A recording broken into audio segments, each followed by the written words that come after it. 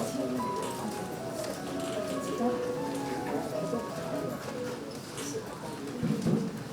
it's 7 o'clock. Good evening, Unitholders of Sabana, Industrial REIT. Thank you for joining us tonight, this dialogue session. I've invited the board and senior management. I'll introduce them in a little while. As you all know, SIAS members, most of you here are SIAS members. You've been attending dialogue sessions. We do this to help you clarify issues, seek confirmation of facts, the truth, and you need to decide. SIAS will allow you to ask questions and you decide, make a decision. Thank you for accommodating the change of date and venue. We were supposed to meet on Monday night, but unfortunately QAS announced the webinar on the same day, after 2 days after we announced. And so we didn't want to clash, let them have the show 2 days after we announced. So SIAS would like Unitholders to hear both QAS and the manager's views, so you to make an informed decision. You need to know both sides. So we changed our date. So thank you for joining us today. Before we begin, I would like to state that SIAS is an independent body and we champion investor rights since our inception in 1999. We are here today to ensure that Unitholders receive the full details of the EGM resolutions. So, we are not taking any sides in this dialogue and will be neutral throughout the entire process. We will question and demand clarity from both the manager and QAS for the sake of all Unitholders. Table out the pros and cons of the proposed resolutions as well as to find out the possible outcomes regardless of whether Unitholders vote yes or no. Okay? It's quite up to you. Now, our goal is to help you Unitholders make an informed decision.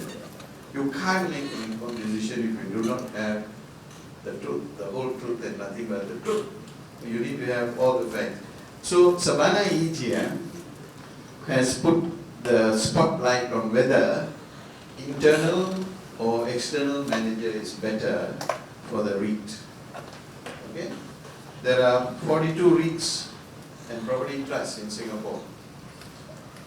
So all externally managed. So this is the first time the QAS is requisitioning for an EGM to ask the removal of the manager. Okay, in this regard, we have invited QAS to join us and offered to give them airtime as well at this dialogue, but they have declined. We have also invited the other key stakeholders, including ESR and Volair, both are unable to be with us today. So if you have questions for QAS or ESR, you can scan the code on the screen and we will forward it to them. Alright? If you have any questions for them, you can submit to SIAS, we will forward it, or you can forward it directly. Some housekeeping before we begin. I would like to request for all participants tonight to please switch your mobile phones off so as to ensure a smooth and non-disruptive dialogue proceedings. So, I will now do a quick recap of the two proposed resolutions by QAS Capital Asia that will be discussed during today's dialogue session. Resolution 1.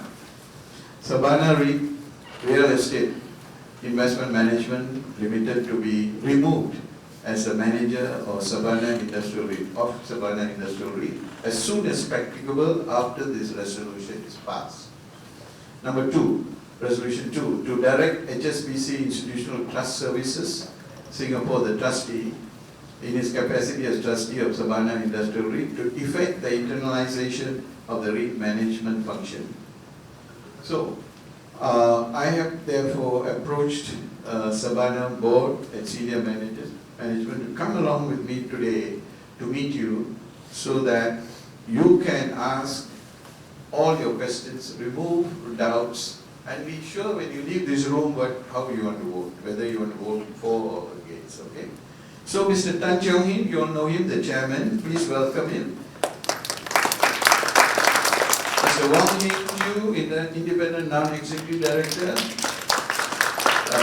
Mrs. Elaine Lim, yes, non-independent non-executive director. And of course you all know the hardworking Donald Hunt, CEO of Sabana. So we will start off tonight's session with a presentation from Donald Hunt to run you through the details of the proposed resolutions with you. Okay, over to you, Donald. Thank you, David. For that, if I can just stand in front for a presentation. Okay. Good evening, unit holders. I see a few familiar faces from our last Investor Day. If you don't mind, by show of hand, how many of you actually attended my previous Investor Day? Okay, that's not about 30%, which is good. So for the rest of you who have not been to our Investor Day, some of the slides over here would have some, I think I'll stand here because the camera is there and I don't want to block our David and our boss. So allow me to go through some of these points that we've covered in Investor Day and some new points that have also transpired. Can you hear me from the back? Very good, thank you very much.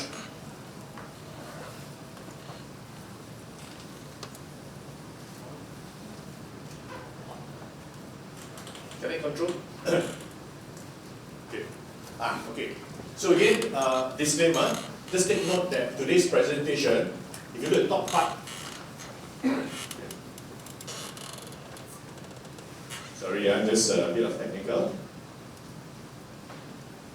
So on disclaimer side, just take note that this presentation shall be read in conjunction with the circular. There was a circular that Sabana actually provided, and all previous announcements that has been released on SGXNet on Sabana Industrial REIT's corporate website, which is listed over here. So a lot of these would have actually referred to some of our corporate announcements that we've done just recently. Yeah? And on top of that, as usual, we cannot answer any forward forecasts. If you ask me future DPU, I'm so sorry I won't be able to tell you, but we just released our results just recently, and I hope if you have any questions, we'll be more than happy to provide the response. Okay, so these are the few points that we're going to go through. Background, point one. Second component will be significant risk, manager's response. Third will be the emphasis of matter, auditor's report. And then there will be lengthy cost implementation, of which, again, this is based on trustee statement. Then we're looking at our performance and the way forward, which is largely based on some of the announcements that we made for financial results that was released recently. And more importantly, which is why unit holders are here, it's a vote to protect your investment. You need to make informed decision-making process, which is exactly what Mr. Gerald mentioned here. Now, this is the part on the background. So, just to give you the chronology events of what had transpired. Quartz, on the 7th of June, requisition an EGM, of which on the 22nd of June, the manager has come up with clarification announcement, and mostly rebuttal, and seeking more clarification from Quartz's original requisition notice and letter. On the 28th of June, the manager's shrimp, comprising of the management and the board here, announced the intention to convene EGM. Alright, that's on the 26th or 28th of June. On the 30th of June, the manager sought waiver of removal of manager clause from the lenders, from the banks, under unsecured facilities of Sabana Industrial REIT. All our loans are unsecured. Because of that, there is a clause that says removal of manager clause. 3rd and the 3rd of July and 4th of July, the manager then received a response responses from the various lenders to say that they are unable to grant waiver of review event because they don't have information of internalization, who the new manager is going to be, and all the questions that we're going to raise today. Next, on the 7th of July, ESR applicants filed an originating application which sought, among others, orders that requisition was invalid and or ineffectual, and that manager be restrained from convening the extraordinary general meeting pursuant to requisition.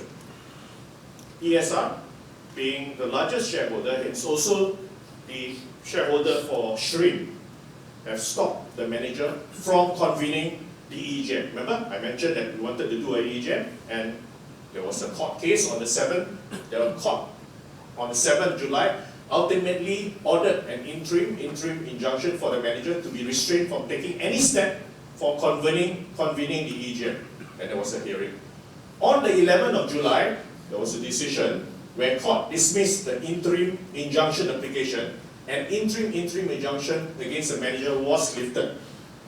14th of July, the trustee issued trustee letter setting up draft trustee statement in relation to implementation of resolutions if one or both resolutions are passed, highlighting associated risks and uncertainties. Yeah.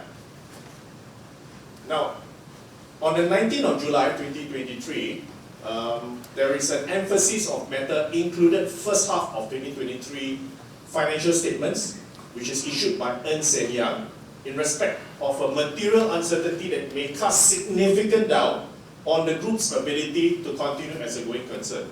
Depending on outcome of the EGM, this mainly comes because there's a review event and whether or not what happens to the EGM will determine ultimately on the unsecured loan which is held by the lenders. So again, this is not what we call a scare tactic. This came from Ernst & Young.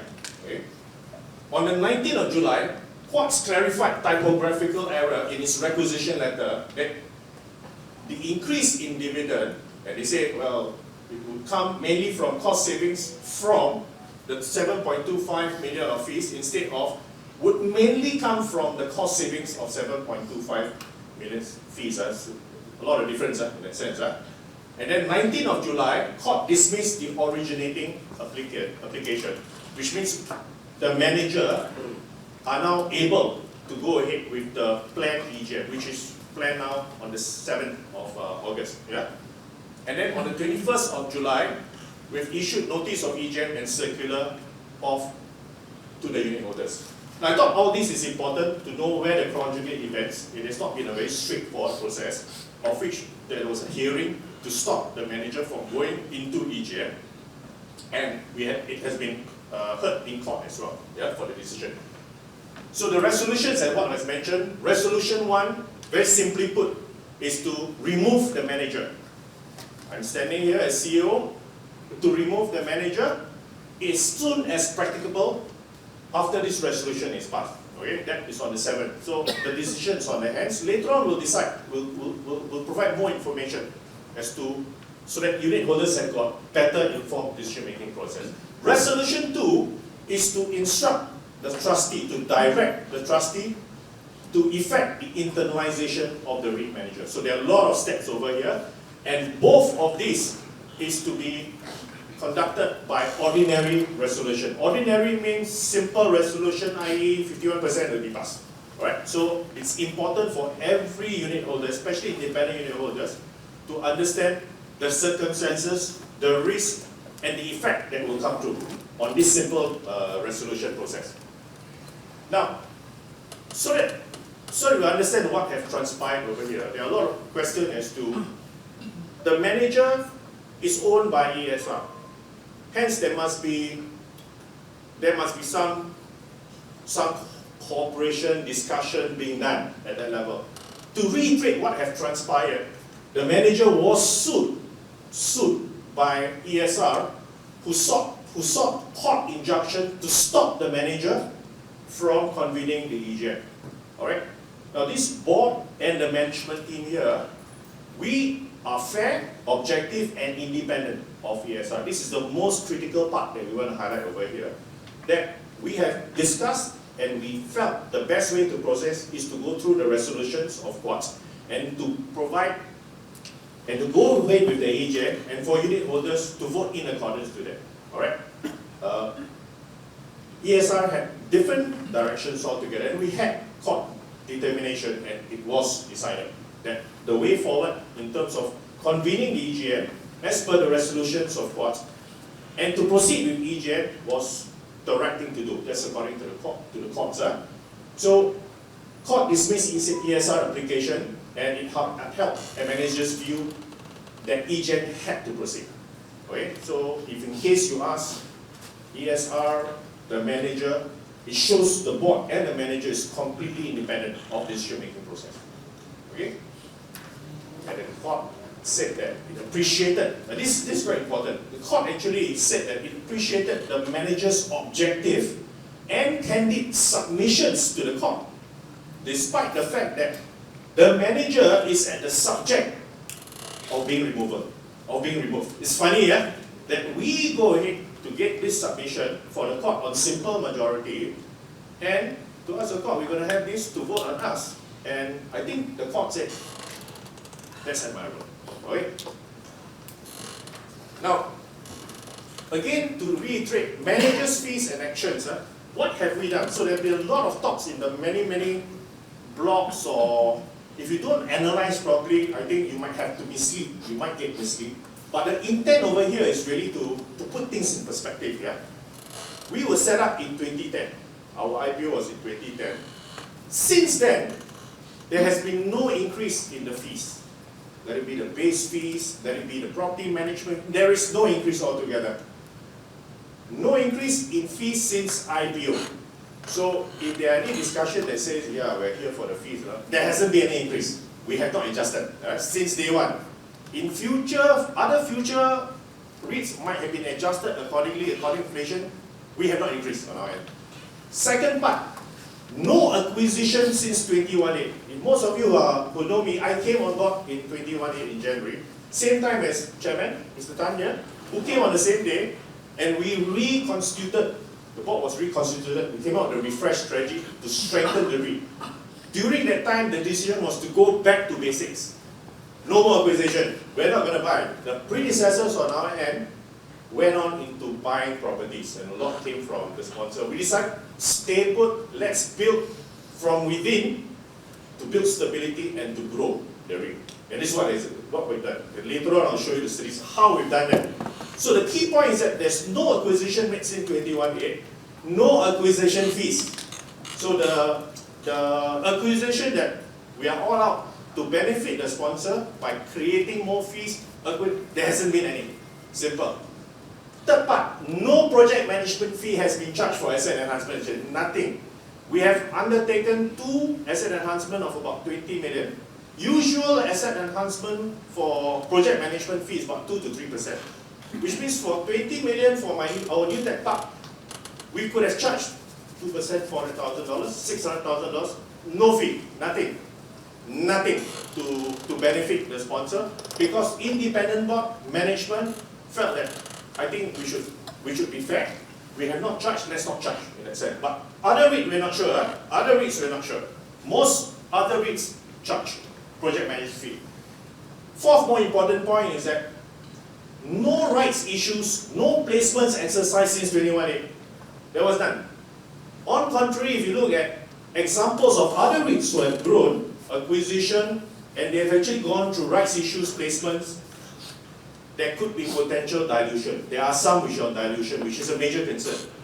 Sabana REIT, nothing. We have not done. In fact, we have got the general mandate to issue shares. Most of the time we have general mandate from 2018 till 2020, recently 2023, until we lost it in Asia.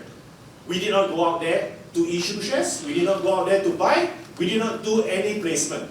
So any concerns about doing in the future should be based on our past. We have not done it before, right? So these 4 points is critical to what unit holders need to know.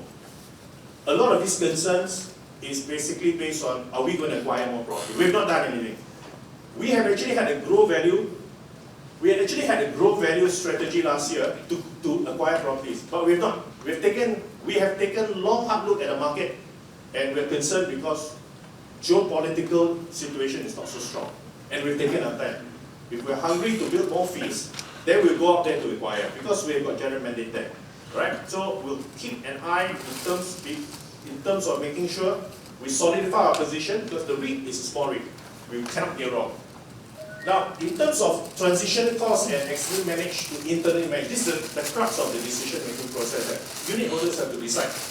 The estimated cost and timeline to effect internalization.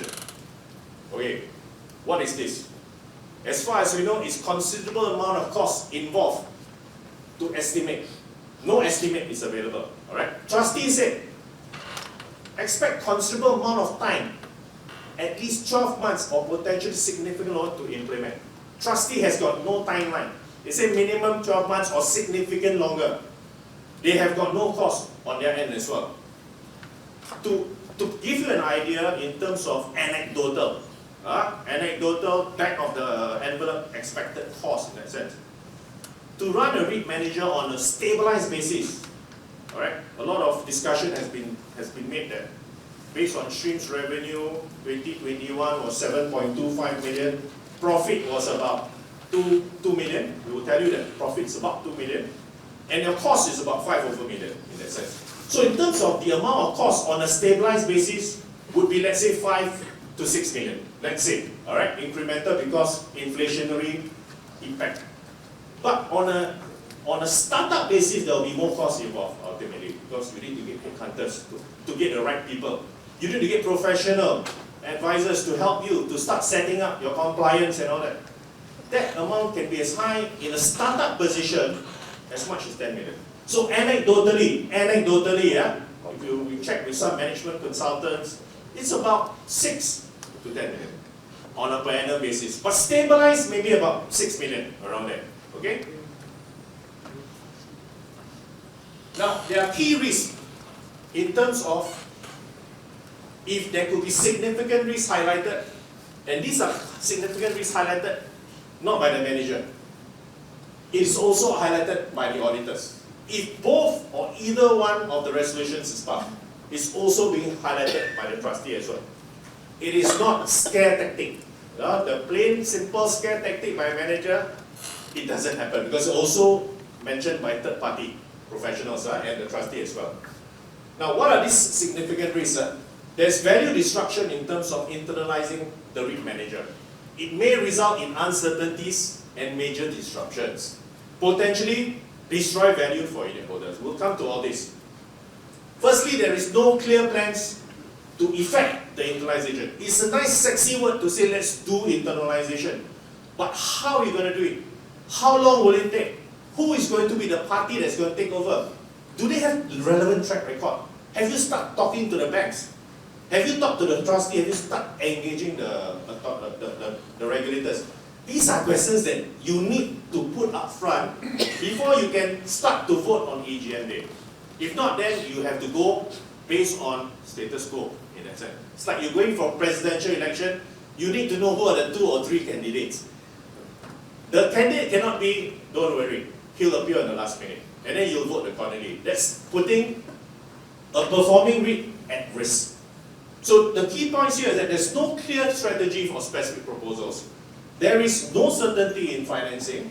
There is really no quick fix. This is a very important juncture for unit holders to have clear, informed decision making, like what Mr. Gerald has said. Then you can make a decision. If not, whatever decision you make has to be based on not somebody else's assumption. It has to hold water. Not only that, it must be a compelling proposition. Must be compelling. You can make all the proposition, but it must be compelling. Now, there's no estimate in terms of cost for recruiting full internal management team. They have gone, requisitionists have gone out there to say, my pay is very, very high. Board directors, very, very high. Lower it. I don't know whether they ask me. I think you should move because there are cheaper people willing to come in. I believe if there are people willing to come in, please provide option. Who are the option B? Who is the team B? Who is the banks B who's coming in? Then unit holders can make a clear, decisive decision-making process. No assurance of replacement of competent board and management. You need to be CMS licensed for management, I must tell you. That will take a while. No estimate of financial costs. No guarantee that current external team will stay during transit. This is my biggest problem. This is my biggest problem. As from the day we had this requisition, there is uncertainty in terms of management. We will comply with all obligations based on relevant laws, to continue to assist the trustee within reasonable period if we are voted out.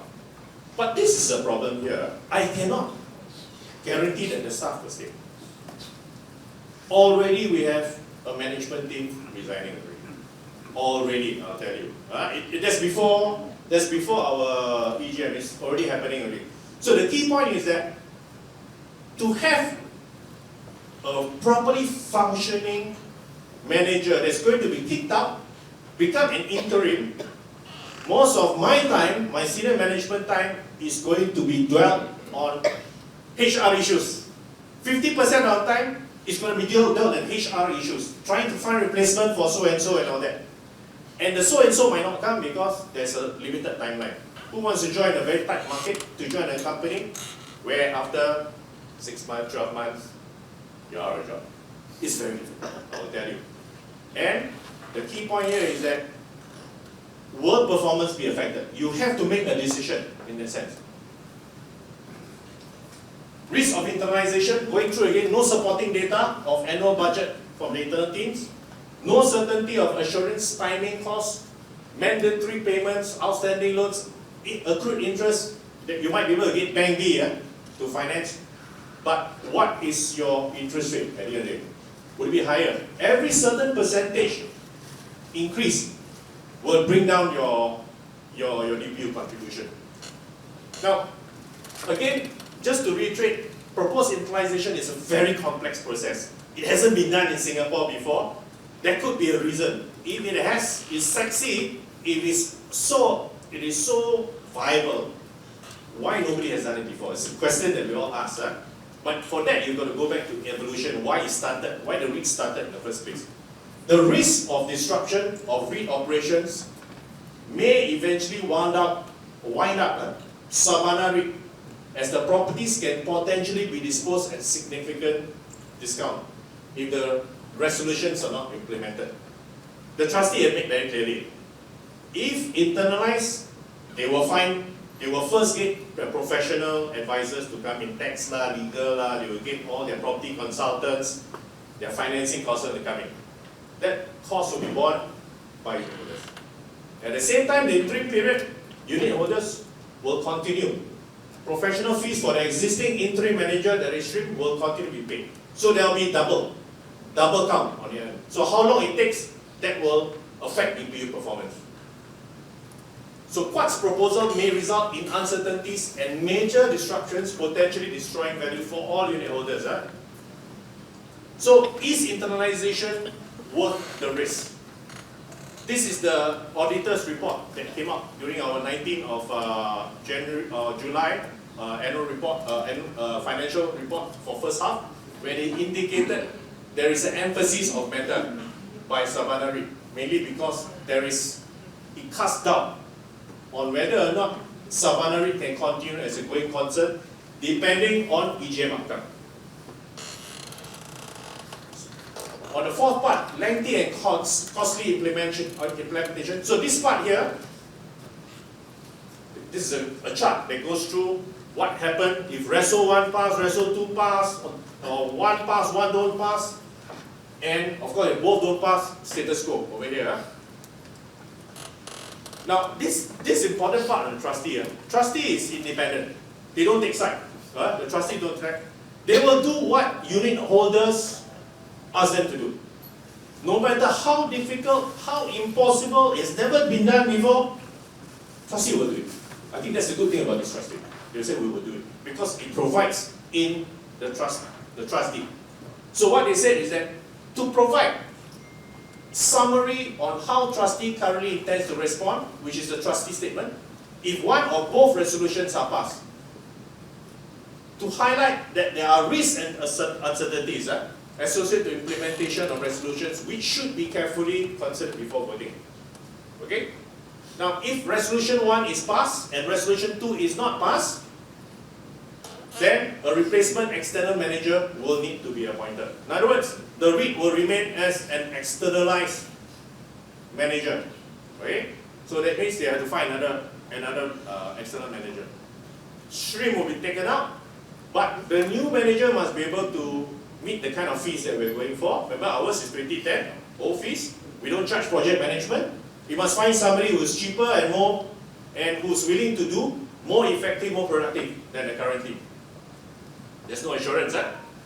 So under the final trustee statement also, if resolution 2 is passed, an internalized management structure that does not currently exist would need to be identified, established, and then approved by unitholders. You got to read the trustees' note, because there are some words that they are saying it has never been done before, but we'll do it. Alright? It's like watching a Tom Cruise movie. Mission Impossible, he will do it. He'll fly off the cliff, but it hasn't been done before. But that's movie. This is real thing. This is dealing with your own investment, your heart and your toil, your sweat and your investment. To many, the REIT investment is supposed to be safe. Almost like a fixed deposit, which is what Sabana has provided. It's almost like a fixed deposit because we have given you high returns. We've done very, very well. I'll show you our performance. But the point is that if you go into an internalized structure, are you putting this safety net at risk? It's something that unitholders have to decide. It's expected to take 12 months or potentially longer in terms of internalization. No one knows how long it takes. Trustee also don't know. Alright? But again, they are independent. They will do what unitholders ask them to do. Also inside is that if either or both resolutions are passed, with no replacement manager having identified or internalized management structure to be in place, during this period, trustee will expect SHRIM to continue as interim manager. We'll have to do what we have to do, alright? Until they find a replacement external manager or internal manager, there will be duplicity of costs. Just take note, during this period, I don't know how long, but they will have to hire people, or they find a replacement manager. They will still have to pay the current manager, which is now the interim manager, and they will pay others as well. That's going to come from unitholders, in a sense. Fees will be continued to pay by manager as interim manager. Trustees will appoint professional advisors to implement. On top of that, you got additional layer. You have got, like I said, bankers, you have got tax consultant, investment specialist, property consultant, they'll come and advise them. Okay? So, a lot of costs added. Borne by the REIT, ultimately coming up for unitholders. So these fees are all reimbursed from Sabana REIT in accordance to the trustee. This is provided inside the REIT. Now inside this period, trustee expects SHRIM to serve as interim manager until a replacement external or internal manager appointed. So the manager's response, SHRIM, the board, management, our response is we will comply with its obligation under the relevant law. However, take note the rate. However, we have no certainty existing staff will remain or willing to stay over the interim period, of which we don't know how long. And it's going to be very difficult to find a replacement. And we already have got resignation already. Yeah? So come 7th of August, if it's not to what we are looking at, we might have to have an emergency meeting with our staff. Immediately after EJ, I'll tell you that. Yeah? We would like to shake hands with all unitholders, but we have to go through an emergency meeting to meet up our staff. Okay? So it's in your hands, in unitholders' hands. Now, summary of key risks would be uncertainty, instability that could disrupt our operations, potentially lack of funding because no waiver for what we've asked for the banks. Interim management could be fraught with problems. No assurance that existing staff will stay on. Implementation expected more than 12 months, at least 12 months or significant longer. These are the words of trustee. Costs could be significantly higher. As like I mentioned, it will be 5 to 10 million. Startup beginning initial years before stabilization could be 10 million. REIT, hence indirectly to all unitholders will have to pay this interim manager, us. Additionally, have to bear, unitholders bear professional advisors, which is what the trustee intend to do. And all setup costs of internal manager. If internalization cannot be implemented, then be prepared. Trustees say under the trust deed, it has the right to wind up Sabana REIT, to sell. And that potentially could mean significant discount, depending on market situation. The market situation is getting worse. It is recessionary period. So are you prepared to wait 12 months or more to bear significant additional cost for the trustee with no guarantee of success? Look, if I put my money in fixed deposit, I know it's safe lah. Government protects and guarantees 75,000 money of my fixed deposit over there. I get stable income. But if I go into an internalization, who is guaranteeing you? What compelling guarantees is requisitionist providing? Is there a guarantee that says, we will continue to buy at the price before EGM at 41 cents, don't worry, we'll continue to buy if you want out? Is there a guarantee that they will continue to stay in the game over the next 2-3 years until internalization stabilize? We need some form of guarantee. Because in the open market, anyone and everyone can sell out. You can jump ship, in other words. So, which is why banks see it differently. They see who is the controlling manager, who is the sponsor. Because it's harder to sell the manager. But you can always sell your 14% stake to anybody and get out of action. And say, oops, sorry, typographical error, sorry. Now, director's recommendation is quite clear. As directors of SHRIM, we are of the view that both Resolution 1 and Resolution 2 would be prejudicial to the interests of Sabana Industry REIT and its unit holders as a whole. Hence, directors recommend that unit holders vote against Resolution 1 and Resolution 2. And I'm glad that there was a recent article just done by the Age Singapore, that stipulated that I think you've got international proxy advisors. 2 of them came out already, and one of them overwhelmingly, I think last Louis have come out that it was recommending the same recommendation as our directors to vote against both Resolution 1 and Resolution 2. So just take note, please read through the Age Singapore, which just came out with this latest update. Now, performance. Now, this is about us, about SHRIM. This team over here, we are not Mission Impossible team, but we try hard to be able to get what we want to do. Now, look at our performance over here. In 19th of July, we came up with our performance. First half performance, gross revenue, 23% up. Net performance, net property income, 0.5% up. Why? We are impacted by solar, by utilities, high utility. But don't worry, we've got solar. We are building solar to solve our problem. Don't worry, we've got a plan. Alright, we are not Mission Impossible, but we will try to do the possible, wherever possible. DPU increased by 1.3%. Not bad. So I've been looking in the last 7 days, 8 days to see the performance of the Singapore Industrial REIT. 1.3% increase in DPU on a year-to-year. We're number 1. We are joint number 1 with Ames REIT, also 1.3%. All the rest drop negative. I'm glad to say that in the first half of this year, we stood high. And last year we ranked number 4. In the whole S-REIT universe in terms of total returns.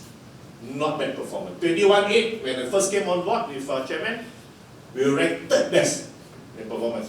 So we are running here, hopefully next year, to win the marathon title. This marathon title, it takes 2 years to run. It's no quick fix.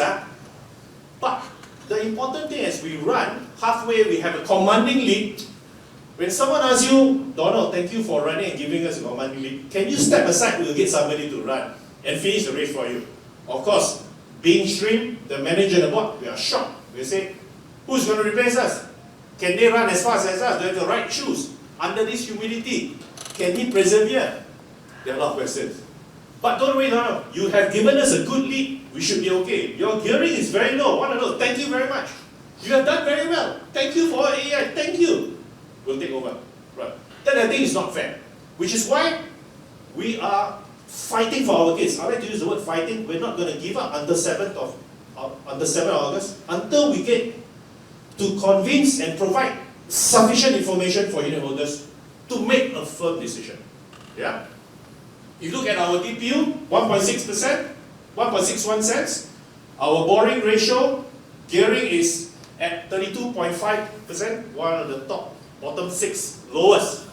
And our cost of funds, 3.89%. 82.2% of our borrowings are all on fixed interest. That is the key in today's market. If you don't fix a high percentage of your borrowing, you are affected by interest rates. So where are affected? But less compared to a lot of other REITs. All our properties deliberately are focused in Singapore. No currency exchange risk. REITs outside have got that problem in that sense. Which is why we're doing well, because a lot of the foundations are laid in the many years. Since 21 in particular. Portfolio occupancy at multi-year high, 93.9%, much higher than JTC, 88 or 89%. Yeah? And if you look at our reversions, it's at record 27% for second quarter. Nobody come close. I think we missed out. We lost a little bit to AIMS. We lost a bit to AIMS, but I can dare say I got longer double-digit reversions than AIMS. I can say that my positive reversions even came in the last 3 years since 2020. 2020, the bottom of the market pandemic, we managed to eke out 5% positive reversion. Not bad for a team that's working very hard for unit holders. And key is to look at reversions, because by focusing on reversions, you can in a way control your rental, and in a way it's an art and science, influence valuation and NAV. So you look at my NAV, it has not changed. NAV has remained at 53 cents in the last 2-3 years.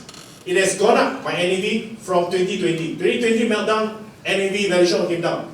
But my NAV has gone up since 2020, and it stayed there. Not bad for a property portfolio that only has 27 years remaining. Technically speaking, since 2020 until 2023, my tenure would have come down by about 11%. In 27 years from now, it's zero. Market value is zero. Technically, that's what it means. But what I've done, I've added value in that sense. I've increased my NAV. From 2020 to now, is 53 cents. Focus on a precision focus on rental. And the valuation has gone up to 887 million from 885 million as per December last year. Difficult thing to do. It is possible, but you must get the right team to focus on the right initiatives and through asset enhancements and all that. Yeah. This is our total returns in the last since 2018, when the new reconstituted board is here. When I came on board, we outperformed everybody. 59% in terms of our total returns. This is based on Bloomberg. Over the last 5 years. STI index 17%. IH, S3 15%. FTSE 11%. Total returns since IPO, since day one, 21.7%. Most of the part, we're not involved. 27 and below, we're not involved. But I was involved in 2010. I might have done it a little bit different. We won't be too aggressive in acquisition. Just like in the last 5-6 years, I was not there for any acquisition. Right? So we'll do it very carefully, because we're safeguarding Unitholders' interest. Best performing REIT in 2020, industrial REIT. We are ranked number 4 last year. Who I lost out to? All the hospitality who did their reopening, so they got a spurge in all their occupancies and all that, despite challenging market. Now the refresh strategy that we have is to grow to 1 billion in terms of asset portfolio under management in 2025, 2027. Not next 12 months, I'm not in a hurry to acquire, because geopolitical is still sticky, and your interest rate is still elevated. You don't want to make a mistake. You don't want to go to a country, invest 200 million, and then you find the tenant give you break lease. To me, that will be a 10% material impact. To other bigger REIT, immaterial, just 1%. So we must get it right on our end. And this is where I'm finishing my race. I'll tell you, my race is 2025, 2027. I need to reach a portfolio of 1 billion and above. That is where we are halfway through. I'm just getting started, warm up. I don't want to be replaced. The manager has delivered improved results since FY 2018, of which when I started on board, I got 20 properties. My NPI, this is my GRI, which is 81 million. My NPI is 52 million. I sold 2 properties in 21.8 and 21.9. 18 properties. In 2020, I got 18 properties left. I never buy property. I just do asset enhancement, harder to do. And if you look at my performance, our 18 properties, we ended up in 2020 higher NPI than 21.8. In terms of my GRI, higher than 21.8 when I got 20 properties. If you look at my first half annual, first half of my DPU, 1.61 cents. What was my DPU in 21.8? 3.18.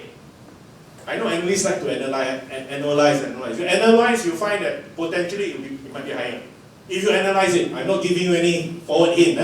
So we are on track to hopefully even outshadow and outperform our 21.8 performance. When we just started. Our job just starting to get more interesting now already. So take that into consideration when you go into EGM. I'm sorry, David. Just give me 5 more minutes. Cool down. Thank you. Our portfolio occupancy has outperformed JDC. Alright, 93.9% is a multi-year high. And this is our reversion, which is record, 27% record for a quarterly. And this has happened since 2020. Alright. Portfolio has gone up in terms of our portfolio valuation, despite 27 years of land tenure. In 27 years, if you don't get a specialized, proactive team, if you just get anybody to take look after, you'll say, yeah, valuation will drop. Every year will sure drop. NAV will surely drop. Valuation, NAV will surely drop. We did the impossible. Last 3 years, we increased our valuation and our NAV. Despite the fact we had 3 years less. 2020, I had 30 years of land tenure. Now I have 27 years. How can valuation go up? It's impossible. That's what some REIT managers tell me. Impossible. How you make it? So if you want to find somebody to replace this thing, find somebody who's an expert, who is good at managing, increasing NAV and portfolio valuation for short-term leases, short-term land tenure. You need to find that. You cannot get anyone from overseas who's got freehold tenure. It doesn't work. You need to know somebody who knows JTC regulator, because it is a very regulated. Right? You need to know how it works. So this part is to vote your investment. To protect your investment, it's obvious. You must keep your performing manager intact. Our job is not over yet. We're just beginning to enjoy ourselves, growing the REIT. Protect your investment and grow your investment. Vote with prudence. Our EGM will be held on the 7th of August, 10 a.m. at Hope Church. Hope at the New Tech Park, Lorong Chuan. So the last in conclusion is that you've got 2 to decide. Sabana offers stable passive income, appeals to risk-averse investors. All of you are risk-averse. If you are not risk-averse, you will invest in some high-performing bond, notes, whatever it is, maybe cryptocurrencies. But you're all invested in Sabana REIT, in REITs. I assume you all prefer stable, recurring income. 11,000 unit holders. Do you want to vote on uncertainty that comes with internalization? Stop us from doing our job to grow because we're only getting started? Or remain status quo? And with that, I pass back to Ms. Gerald. Over to you. Thank you very much for your time. Thank you. Thank you. Please sit down, Mr. CEO. You're worked up and I can understand why. Alright? You basically, your case, your passionate plea to the unit holders tonight is you've done very well. And you have increased, you have not taken an increase in fees since IPO.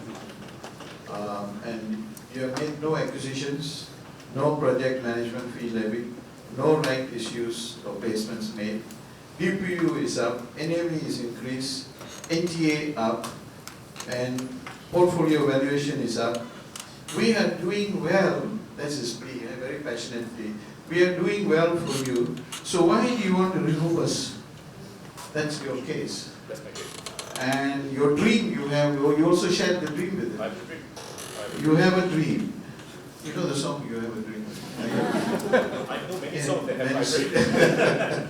To grow Sabana asset portfolio to 1 billion or above, and I'm running the race halfway through, you want to chase me out, please don't, that's his plea tonight. But we got some problems, we got the squats guy who is after you and he wants to remove you, right? And we got some questions which you investors have been calling our office, some of you have been sending questions. So I've summarized some of these, if then over and above that, please ask questions, okay? Now, many of your unit holders were unhappy, and some of them are still unhappy, that the manager supported the lowball proposal to merge with ESR Logos in 2020. Remember? Right. Now, since then, with Sabana's unit price climbing higher than the offer price then, unit holders tell me they feel that they were right in supporting Quartz then to reject the merger proposal. So, the question I want to ask you is this: how can you reassure unit holders tonight that your recommendations on the proposed EGM resolutions to remove the manager, to internalize the management functions are indeed sound? Maybe I'll take this question and then maybe Chairman can go. So I think if you look at 2020, the merger proposition came during the darkest hours of Singapore modern history. It happened in May-June period of 2020 when we were all locked up in our houses, where people were dying in hospitals, where there was no end, there was tunnel but there was no light. We don't know how long it is. And also happened, if you look at our share price, it dropped to a staggering low of 20 over cents, 21 cents or so. From a performing 40 over cents, stabilized. Remember, we had a very good run before that, but it came to 21 cents, of which we thought the best position was to grow, to join, to merge, and to grow bigger, to ensure that for Sabana, at least whatever happens, if there's continued no light at the end of the tunnel, we remain strong, being big. But all that happened for a reason. And I believe things happened for a reason, and finally, of course, it did not go through, which was a major thing. And I think I was heartened, the board management, we were heartened to note that unit holders actually gave a simple message for us. They're saying, Sabana, we have faith in you. You are small, I did insignificant. It's a special place in the REIT. Don't worry about being small. Be yourself, grow, and we have confidence with you. I think that's what unit holders have inspired, certainly me on my end, of which if you look at the performance of Sabana REIT, in 2021, the year after that, in March, when our completion of New Tech Park NTP Plaza, being the first private industrial property where we got commercial zoning, no other industrial REIT have got commercial zoning for industrial property. We are one of the few. And after that, you start to see a steady increase in our share price. To be fair, we were inspired by unit holders by giving us a clear signal that they want Sabana REIT to remain independent. And hence we came out. In 2022, after that, we did a lot of things. We did Sharia, we converted all our loans into unsecured, and then in 2022, we came out with growth value. And that growth value is to go and position ourselves more than $1 billion. In 2025, 2027, we can easily buy $100 million property, go up bring up our gearing to 40%, still acceptable, and then cross 1 billion. But the market is not stable currently. So I will say that being a small REIT, we need to be careful. But I think the key of where we are right now is because unit holders, you have sent a clear signal to us that you want us to remain where we are. We have proven in the last couple of years in terms of performance. Thank you, but there is a ghost that is haunting you. Let me tell you which ghost is this. The ghost of perceived conflict. All right, they are coming after you as to the perceived conflict with the ESR group. There seems to be the basis on which they started wanting to remove you, saying that you are conflicted with ESR group owning both the managers of Sabana REIT and ESR logos. Now, Chairman, how independently does the manager operate? What steps can he take to clear this perceived conflict? I'll take this question. When I first joined the Sabana board as the ID of the listed REIT, I had a very simplistic view. I thought that, as a director, the only thing that you need to take care of is the Companies Act. But as I go along, I realized that, this role is actually multi-layered. In addition to taking care of the company's interests under the Companies Act, you have to comply with CMS licensing obligations, and being listed, you have to comply with SGX RECO's various requirements. And in the event that there's a transaction, you wouldn't have to go to Securities and Industry Council. So I realized that the role is actually multivariate, and in fact, in performing these multi-layers of roles, sometimes we are put in a position of conflict, and we have to be very clear. Now, given all this so-called noises and unhappiness about this ESR owning competing REITs, ESR Logos and us, our understanding with ESR has been very professional and very clear. We have made it clear to each other that since there's this perception, let us keep ourselves very, very distant from each other. Okay, let's not give people grounds to misunderstand us. So therefore, our relationship with ESR has been kept to the very minimum. The very minimum means we are only talking about the manager's finances. The only thing that we engage them is we make sure that we are running a company that is profitable and financially sound. And the rest of it, they leave it to us. It is a very so-called distant relationship by agreement. Now, you were asked, how does it feel in practical terms? Just now, Donna alluded to slide number 9.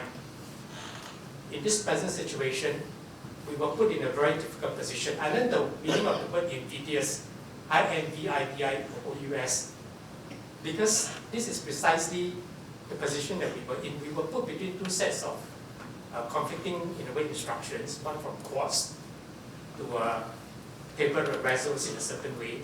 And of course, ESR also has its own views. And we were in this very difficult position. And how independent were we? We went to the extent of being independent to the extent of being sued, right? So this proves that this team is really independent. We really look at things, we consult our lawyers, we check every angle, and once we make the view that a certain way is the right way to go forward, we press ahead. In this case, even to the extent of being sued by our own parent and the single largest shareholder. So I'm not trying to sort of sugarcoat anything. Independence is real, and independence is sometimes very painful, but we stick to it. Right? So I hope people can respect that this is indeed the case. Of course, courts has always been sort of insinuating that this is not the case. They've actually clarified that what they're saying is only potential. They say that actually you guys have never had any real instances. I'm just highlighting potential. Okay, but sometimes the way they highlight potential is as if it has happened, but okay, they've said that it's not. Okay, so I just want to assure you all that we operate very independently of ESR, and like the recent example showed, to the extent even of facing them in court, we will do it. But Donald, you said that there's another area of suggestion, the area where they are suggesting that your fee could be lesser, and that and there's talk in the market that REIT managers actually acquire assets so that they would charge more management fees. So, but you have not done that in 2010, you say, and you have not made any acquisitions, no project management fee levy, no right issues so placed. But tell us that 7.25 million, how do you spend that? So it's very simple. 7.25 million is our receipts based on our stipulated fees that we get in our trustee. And that is, you can check in our report, it's all there. And there is a profit quantum of about 2 million. The rest are all your costs, which is your, basically 70% usually is your staff costs. And then you've got your IT costs, professional fees. Who is your, Sorry, you're referring to the manager, right? Manager. Yeah. your peer group?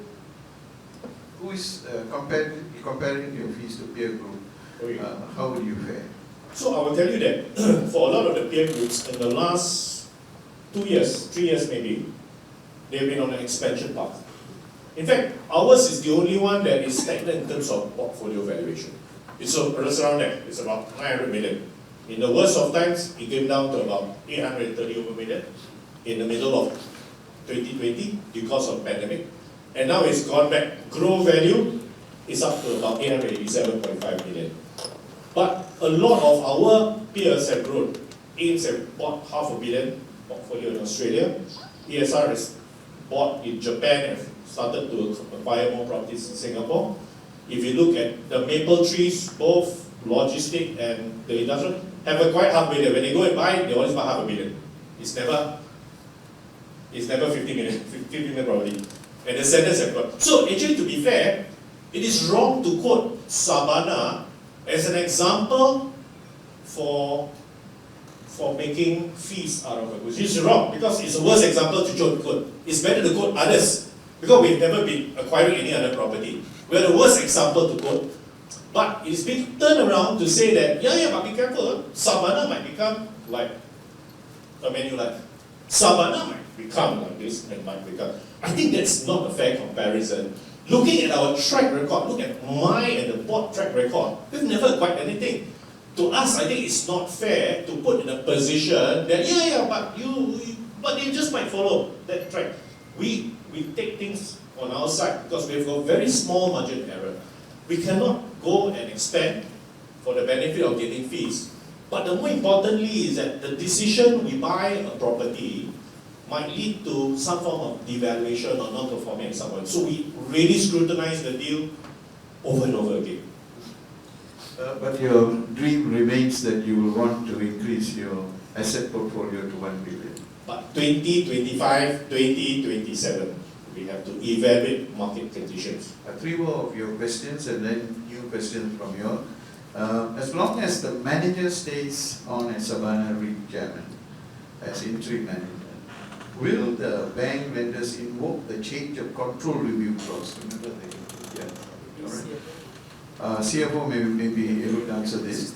How stable will the REIT's financing arrangements be? Sure. So we have clarified the bank. So by voting of the resolution itself, it will not cause the change of control event.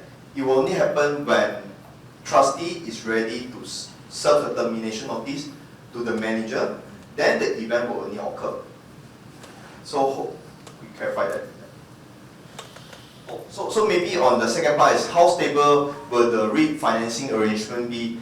That one is the part whereby we have spoken to the bank, we explained to the bank the situation, and the bank said, you need to do what you need to do.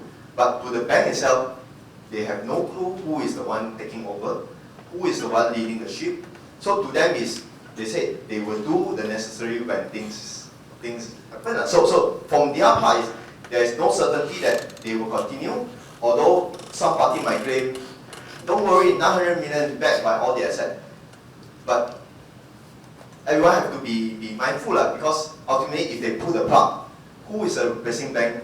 Are we getting the same pricing? What about all our hedging? Will the hedging go away because of this thing? No one will know. All this administrative part that we flag out is on a legal basis. It's not something that we come out and scare everyone. It's just that as a manager itself, I think it's only fair for us to point out all the legal obligations within the financing contract to all unit holders to make sure that you're all aware that all the risks. Yeah, thank you. If I can just add also, banks also have a checklist. Okay, just like if you take a property loan, you buy a property, there's a checklist where you work, what's your income like, how old are you, your prepayment, how long can you service loans, and so forth. So it's the same thing for unsecured loan where they don't have a charge onto your property because it's unsecured in that sense. It's the same thing. They will look at the performance of the REIT, where is it located, If it's somewhere in Papua New Guinea, probably they won't give you enough loan. If also the other component, the sponsor. Who is the sponsor ultimately? Now we changed sponsor from Vibrant, which is not as large as an ESR. And to be fair, when the banks see ESR as a sponsor and the manager, I think they see it very differently. And we've got experience of evolving from a Vibrant to an ESR. Now, if you go and take that equation out of an ESR into don't know who, anybody, don't worry, assumption, then the banks won't be able to make a decision. That's the situation. It's like giving you a loan and you don't know. You say, yeah, I've got no job, don't worry, in that sense, I'll find a job, don't worry, I'm still young. That concerns the bank.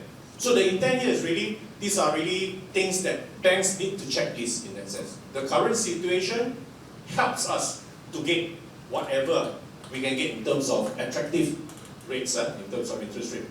But again, they might give you loans depending on if they're comfortable, but it would be priced at a higher rate. Who ultimately will suffer? Unitholders, unfortunately. Sorry. You've been accused of scare tactics, right? One of this is you repeatedly stated there is no guarantee that existing staff will stay during the interim period if the manager is removed or cross over to join the internal manager. Is this another scare tactic? Please clarify. So I would say that it has happened already. I was trying to avoid resignation, but it has really happened. Currently, the management team. Yeah, this person is not here, obviously. But the key point here is that when we talk about keeping staff, I think that staff in Singapore, especially those with CMS license in Singapore, because it's hotly sought after. And especially we are performing REIT. We are one of the best performers. We outperform everybody. So imagine if on 7, the manager is removed. It will be a field day for all recruitment companies to start talking to us. We don't need to apply. And that has happened before. To be fair, during 2021, after COVID, the displacement agency recruitment just started scouring our staff. In that sense, because we're a small player. In that sense, I think it's easy to be able to take people out. And we're just hoping that this won't repeat again. Okay, at this stage, final one. Will the manager facilitate the trustees' implementation of internalization should both the resolution be passed? In what ways? So this is same as what we have mentioned earlier. We will do whatever we can, practically possible.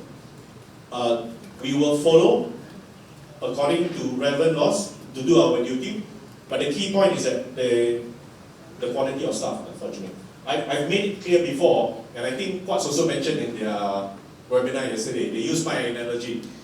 I said that Kranji Turf Club was actually meant to close in October 2024. And when they announced that they're going to have a grand gala 100 years race in 2024 October, the minute they announced they're going to close it down in March this year, next day all the horses are all finding other places to go. Trainers are all going to Australia, Hong Kong and all that.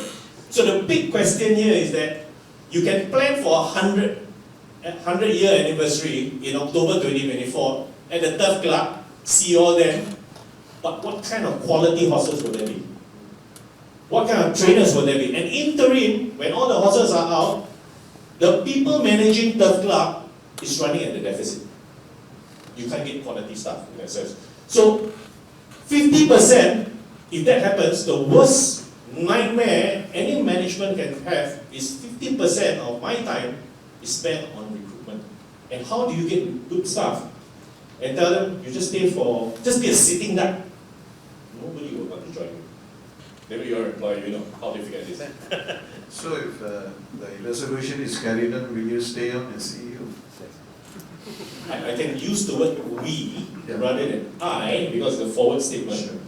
We will do our duty and obligations to provide the necessary assistance, based reasonable assistance on a reasonable time frame also. Again, trustee didn't say 12 months. He didn't say 12 months, 1 month, 13 months. He said 12 months at least, if not over a prolonged period. Yeah, but wait a minute, there is this two more EGMs required. Can you explain? Well, I'm just simply quoting from the trustee statement. Trustee issued a draft statement on the 14th and followed up on the 19th or 20, on the 21st, 19th, with a final statement, during which, can we put the flow chart up?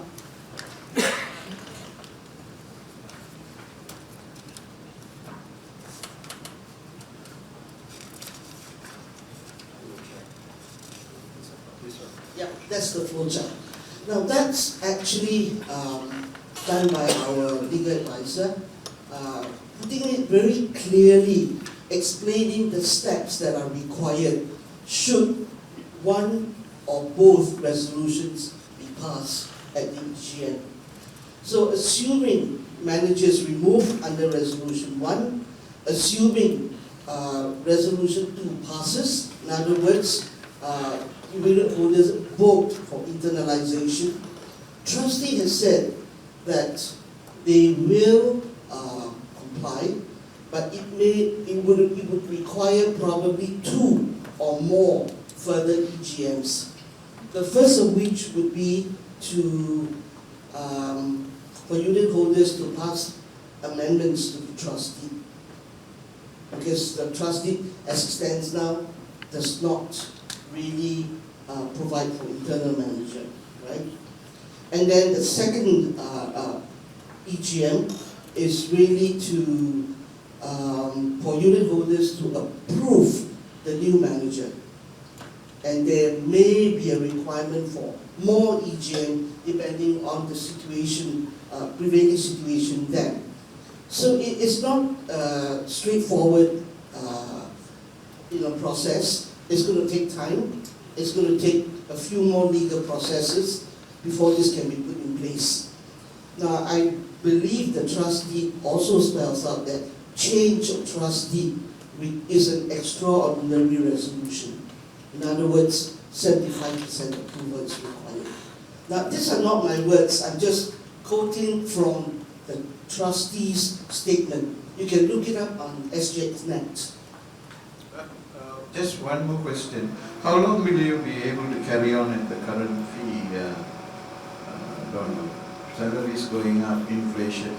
Can you tell them they will still remain at 7.25 million, of which 5 million is going up of cost? But will you at some time review this? Yeah, so actually if you look at the performance of the manager, it's about that, because mainly we don't acquire properties. In the last 5 years we have not, so it's stable at about 7 over. In times like in 2020 when the valuation came down, then of course our fee will be marked based on deposited property, based on the valuation. But by and large, it's around that. In bad times, just slightly over 6. In normal time like now, because we're in recession era, will be 7. Moving forward, so the key point is really when you acquire, or when your DPU goes up by 10%, that is provided in the trustee for us to be able to pay higher incentive fee. And that's only happened once in the last 5 years. David, the indulgence, may I just elaborate one more thing, again from the trustee statement. Now this whole complex legal process to implement internalization should it be passed, the trustee actually stated in its statement that it would take at least 12 months, potentially significantly longer. I think that's something unit holders should note.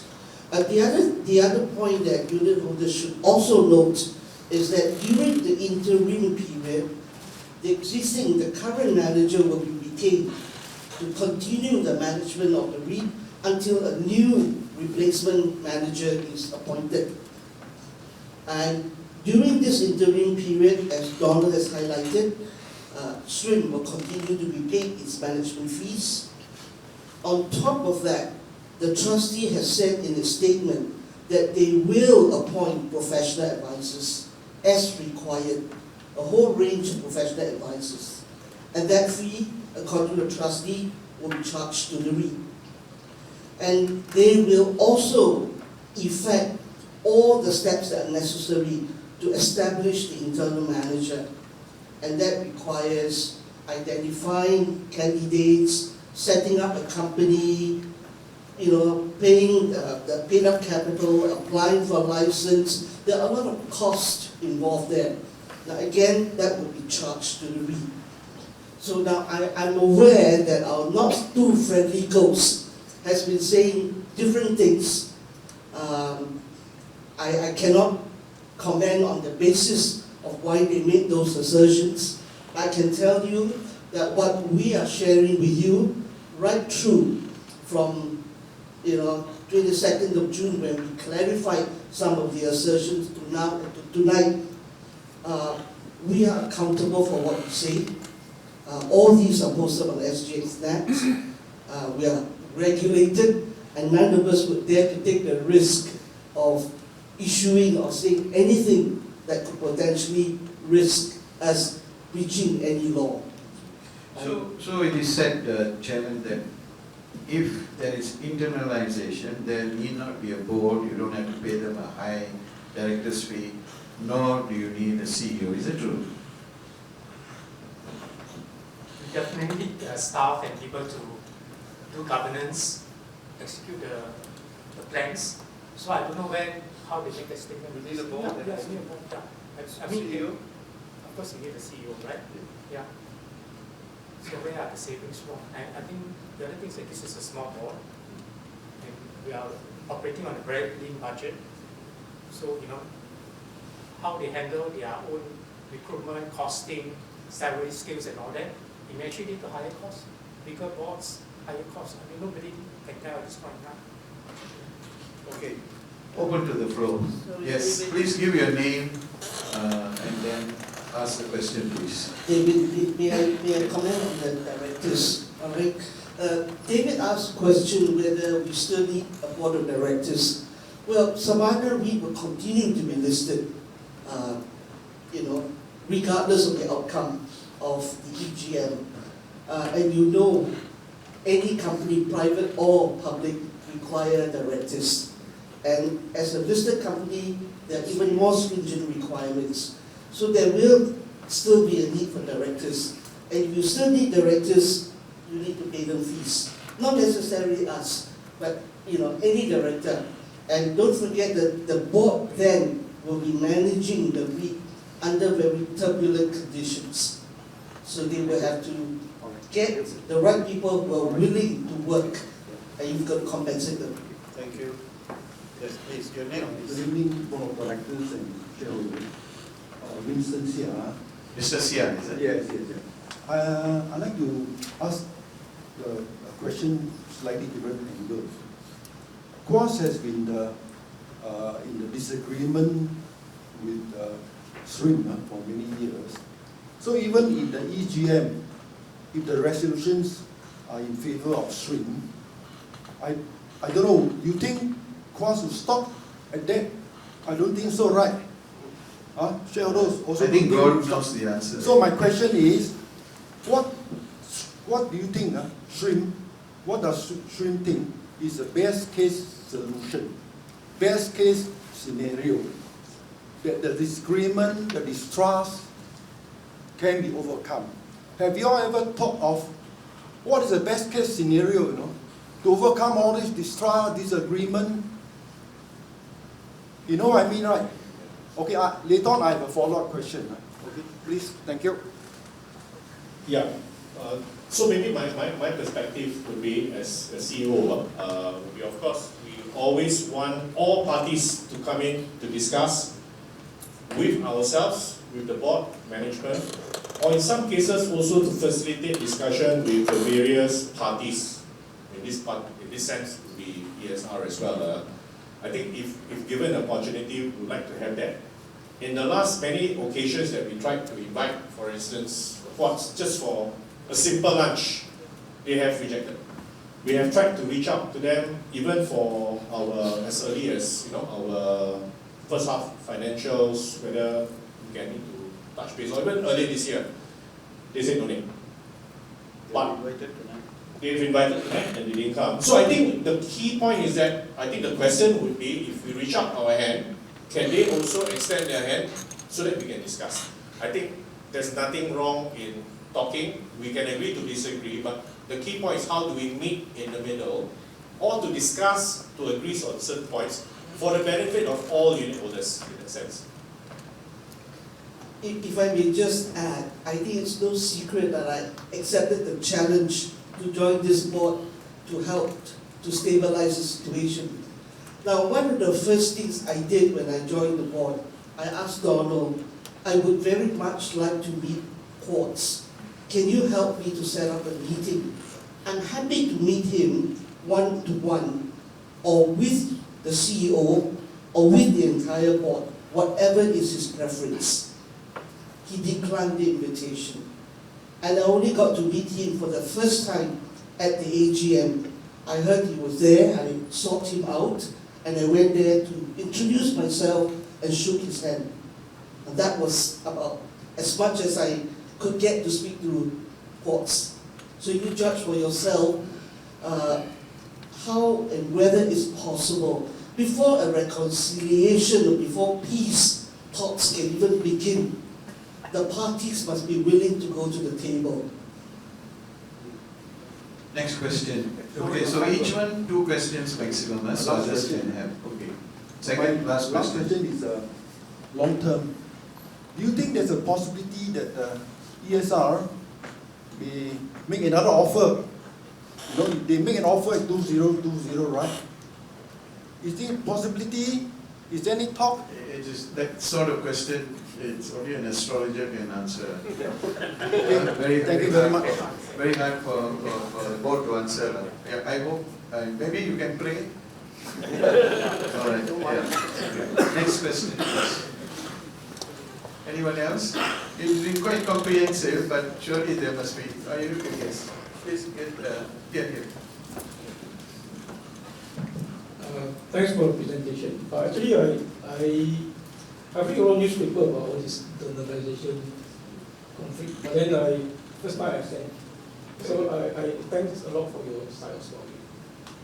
But I still miss the board side of story, because the side mainly is cost saving. Yours is uncertainty execution. So because I only hear one side, so in fact I can't make a decision. Okay, so on cost savings, you please ask the question. I think you need to go home and sleep well, so you are undecided. So No. So maybe these are the things that I find that your presentations are part missing. what is the part missing? For example, you talk about fee portion. You see, you keep mentioning that you didn't do acquisition, you have fee. You don't have to do this and that. See, when you're talking about fee, I think it would be fair you tell me your fee structure. How? Because fee basically, see, in the past there are 2 parts. Your assets and then your performance, that kind of thing.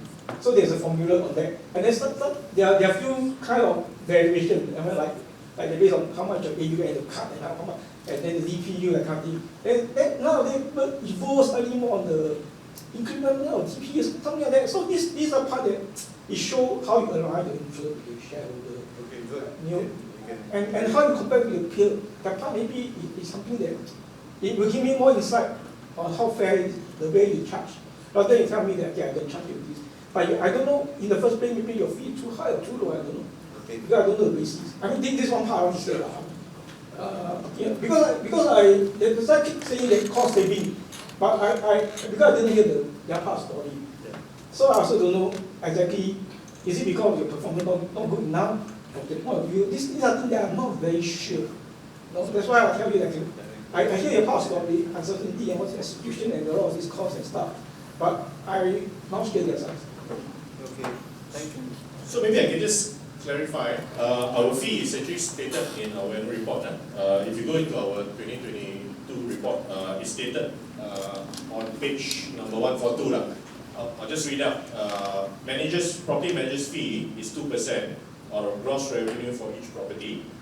Lease management fee is 1% on our gross revenue for each property. And the bulk of it is really your manager's fee, which is a stream fee, is a base fee not exceeding a rate of 0.5% of per annum of the value of gross asset which is deemed as deposited property. So that's our fee. And this has been the same since 2010. And I will tell you that during that time when this was done, it also mirrored a lot of other REITs before that. And to be fair, when we came out, we were probably like the 10 or the 15 REIT. A lot of other REITs follow this as well. So if you look at comparison, I'm sure some of the investment analysts, some of the block specialists, even I think Edge Singapore recently have actually done a whole comparison to compare percentage of fees, and you find actually we are there, we're the moderate range in that sense.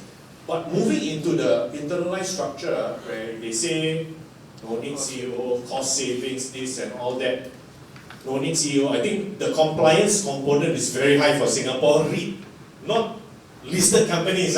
Listed companies have to listen to the SGX regulator.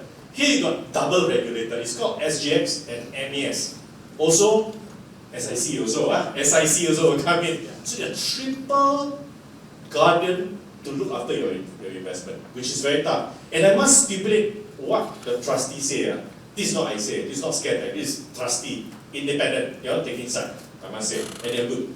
They stipulate that if Resolution 2 is passed, an internalized management structure that currently don't exist, cannot find not Singapore, would be identified to establish and approved by unitholders. Unitholders must be aware that a considerable amount of time, and this time cannot be estimated.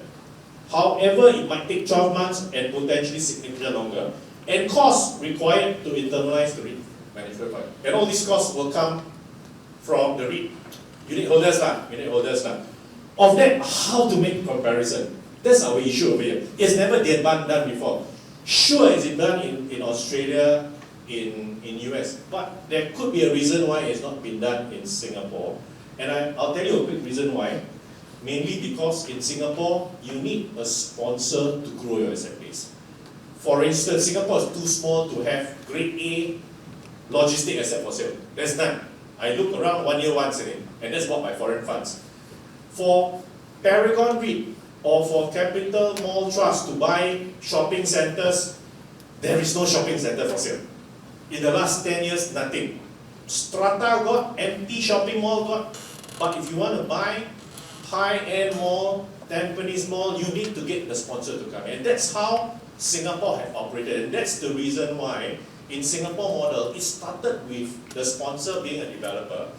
They sponsor the property and the REIT grow. But on our side, because there is a conflict of interest, we don't ask ESR to contribute properties in that sense. We independent on our end. And acquisition in the last 5 years have never been our issue. So we grow slow, but we grow safe. That's why your numbers look positive in terms of performance. I hope that answers our performance. Thank you. Any other questions? Yes. And that's it. Please give me your name. Sorry? Your name, please? Visya. Okay. To me, it's really odd what Quartz is doing, and I'm very disappointed that they're not here to explain. It strikes me as a lot of cafe that they're talking about cost saving, and I've been trying to figure out how you can save cost, because whatever it is, the REIT needs somebody to manage. Whether it's this team that has been doing so well, or some other stranger that we don't know about, those people also have to be paid. And on top of that, there's all the setup costs and everything.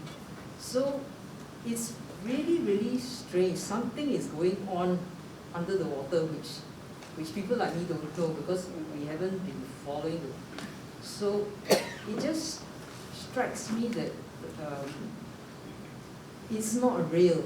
The issue they raise about saving costs, to me, is not real, because if there's really a cost saving, they will come straight out and tell us how there can be a cost saving. So my concern is similar to Winston's, the first questioner. How can we stop them from, I mean, they've already got us to do 2 dialogues and an EGM and a court case. All these are costs. So if they fail, is there any legal requirement that they cannot try again? And how often can, I'm concerned about the cost, and then what will happen to REIT holders that says, somebody keeps shooting this REIT, I'm going to leave, you know? So as an individual unit holder, that's what really upsets me, because I find nothing wrong with the current manager's performance. And I really do think that the undercurrent is the problem. Thank you. Yeah. Maybe let me just take this question. In a way, I also find it very ironical because of course he's saying that the REIT manager should not be given all these fees, and all these fees are drained on unit holders. But when you think about their own business model, they're actually a fund manager. Fund managers charge their own investors' fees, carried interest, performance fee, all layers of fees. So I find it a bit ironical because you're criticizing one group of fund managers whose investment target is properties, but you yourself are a fund manager doing exactly what you're criticizing. You don't understand that people need fees to survive, but you yourself are sympathetic to your own needs, that you need fees to survive as a fund manager, right? So I think this is something that I find very ironical. In a way, you know, it's not true. You impose such high standards on others, but you yourself want to be excused from such high standards. That's why I don't believe that. Now, regarding your point about how to avoid this thing again, I think it's overwhelming support from the rest of the unit holders. You know, always when there's an attack, please give us the support. I want to say that Donald and his team have been working very hard since 2018, and I've been with him in this journey. And the thing that I sort of feel very unhappy about or sad about is that instead of praises and accolades and affirmation, sometimes we feel very puzzled. All we get is attacks, you know, insinuations, criticisms. You know, nothing good has come from all this effort that we are putting in. So this is where we put them aside, and we hope that the rest of you, you know, would come together and then give us the support at the EGM. And beyond that, if we are allowed to stay on. Thank you. Okay, so there's one more question. Yes, you have almost come to the end. Yeah. Yes, Loudly, please. I'm Buddha from the Edge, and I want to say a few words about my fee table, which I've kept for several years. Sorry, you're from? The Edge. Oh yes, yeah, hi. I've Okay. also got a From Edge. Okay. Okay. And I want to say a few words about the fee table that I've kept for many years. And definitely Sabana REIT's not the highest fees in terms of percentage of AUM, even in the industrial sector.